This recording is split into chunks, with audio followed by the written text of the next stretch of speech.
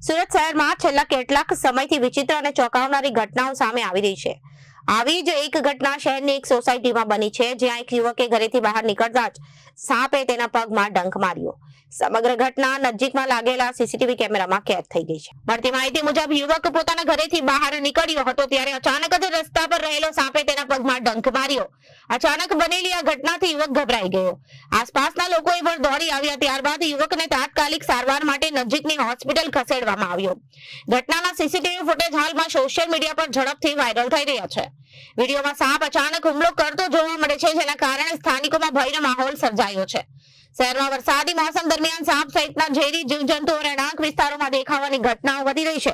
નિષ્ણાતો લોકોને ઘરની આસપાસ સ્વચ્છતા જાળવવા, ઝાડીઓ અને કચરો દૂર રાખવા તેમજ કોઈ પણ સાપ દેખાય તો પકડવાનો પ્રયાસ ન કરીને તાત્કાલિક વન વિભાગ અથવા રેસ્ક્યુ ટીમને પણ જાણ કરવામાં અપીલ કરી રહ્યા છે।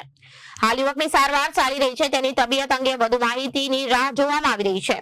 ઘટનાએ સમગ્ર વિસ્તારમાં ચકચાર મચાવી છે। સોશિયલ મીડિયા પર પણ આ વિડીયો ચર્ચાનો વિષય બન્યો છે। Reporter Arvind Rathod, Janadesh news, Surat.